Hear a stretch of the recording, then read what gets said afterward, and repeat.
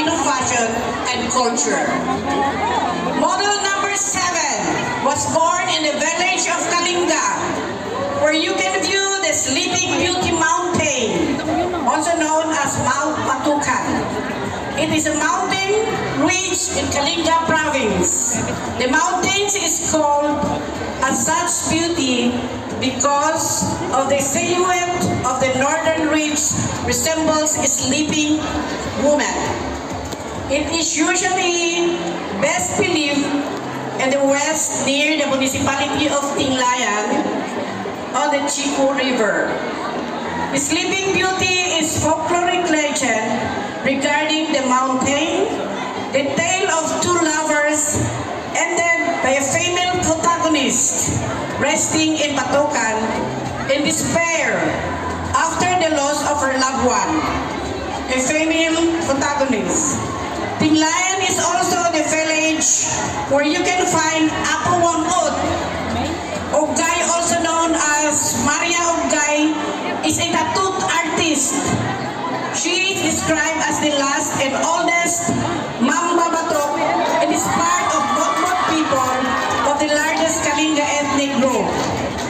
Kalinga is one of the 6 provinces of the Cordillera Administrative Region. Among them is Abra, Apayao, Benguet, Ifugao, and Mountain Province. The regional center is the city of Baguio, which is known as the summer capital of the Philippines and one of the tourist spots in the Philippines and well-known festival called the Panagbenga. The flower festival celebrated in the month of February. Covering the most of the Cordilleran mountain range is a home to the novelist ethnic groups, especially the Igorots. It has been overused that the people at the Cordillera makes arts based on their emotions and belief. They use their talents in making amulet and ikat weaving, the different patterns and weaving like tapis. The word tapis refers to a woman's skirt meant to be wrapped around the waist and fastened with belt. Tapis cloth patterns embody diverse cultural elements such as mythology, spiritual connection with the environment, ethnic heritage, equilibrium, safeguarding, and the pursuit of prosperity. Model number 7 is wearing Filipiniana dress, which have a rest in history. They date back to the Spanish colonization of the Philippines.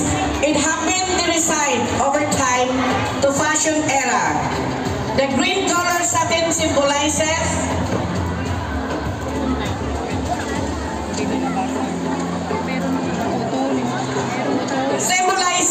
the greenery mountain range of the Cordillera.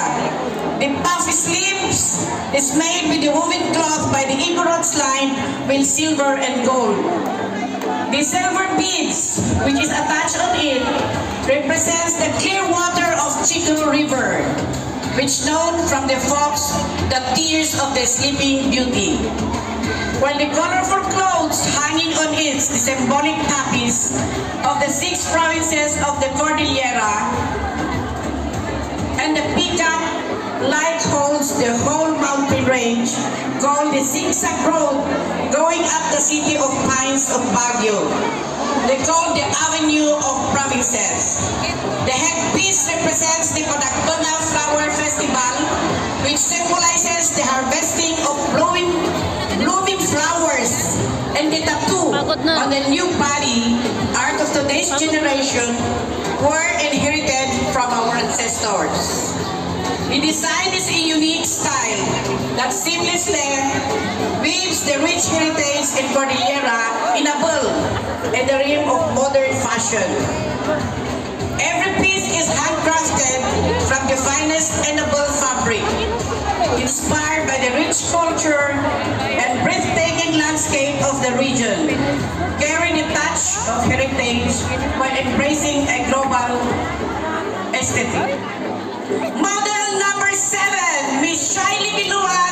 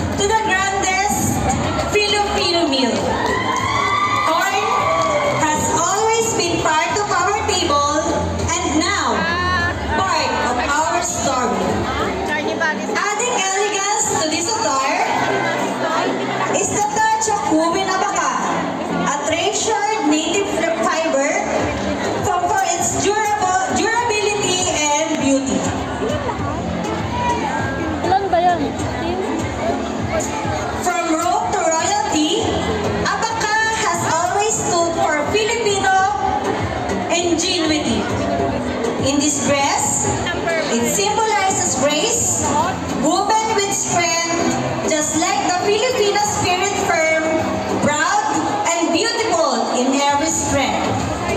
For additional elegance, this regal look, she headdresses a crafted curtain from Cornhast was seen as scrap, now transformed in a crown of creativity.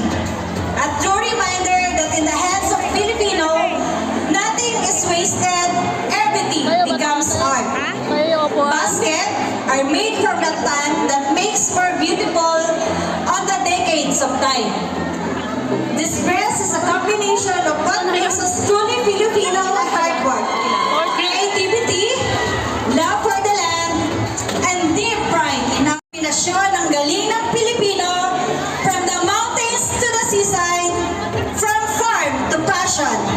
This dress represents every Filipino's pride. Lahat ng ito ay kwento ng ating kultura. Ito, ang kanyang kasuotan, hindi lang para ipakita, kundi pagmalaki, mabuhay ang kulturang Pilipino, mabuhay ang gawang Pilipino. In Iloilo City, Philippines, the festival celebrates the Santo Niño, or the Holy Child, and marks its arrival in Iloilo, while also commemorating the pact between the Datos and the indigenous Adi people following the arrival of the Malay settlers. The legendary barter of Panay Island from the native and the Maractas story, which though significant and local tradition, remains debated as either fact or myth. The main highlight of the Dinagyang Festival is the Adi Tribes competition. The event features Adi warrior dancers in elaborate costumes, typically including vibrant large headdresses adorned with colorful fabrics, feathers, beads, and other embellishments, and present choreographed formations, rhythmic chanting, and drum performances depicting the history of Panay. The dominant colors are red and yellow, representing fire, earth, light, and passion. Both pieces combine to explore the duality of heaven and earth, good and evil, calm and chaos. Also meant these works to show how we as human beings merge the two in one for the celebration of faith, trade, and worship. The costume is 100% made from scratch. The headdress is DIY crepe paper feather-like, stick on palm rackets and wire. We also use an old hat and old shirt as a base and some detailed embellishment to accentuate the final look. The illumination is an additional Dinagyang Tribes competition where warriors wear colorfully lit costumes. In 2025, it was rebranded as the Illumination Philippine Light Festival, showcasing various light festivals from across the Philippines. Dinagyang is the most awarded and is considered one of the largest festivals in the Philippines. It has been recognized as the country's best tourism event by the Association of Tourism Officers in the Philippines. Dinagyang is known for its innovation, awards, and its catchphrase, Halabira, Iloilo, Viva, Señor Santo Niño!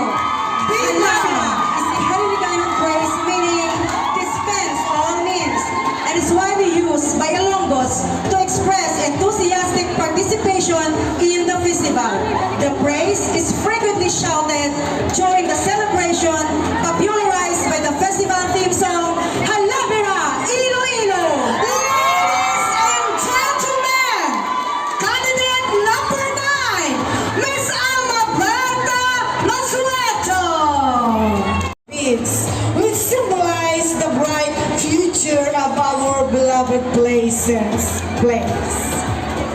Moreover, the totality of the costume, especially the headpiece, got attached a brace like the sun's and became the background and accented with colorful feathers. This only shows that when everything is combined, like the culture, the traditions, the history and values, it becomes for shiningly like the sun that gives gives hope to every Tagukami or Ilutakami. And lastly, the candidate made use of the small bayo to symbolize the strong faith to God and abundance of all people. These hand props doesn't just tell how the hardworking people are known around the world, but how we, people of Kalinga, cherish all the God-given blessings we have been enjoying. And above all these things we know. Ladies and gentlemen,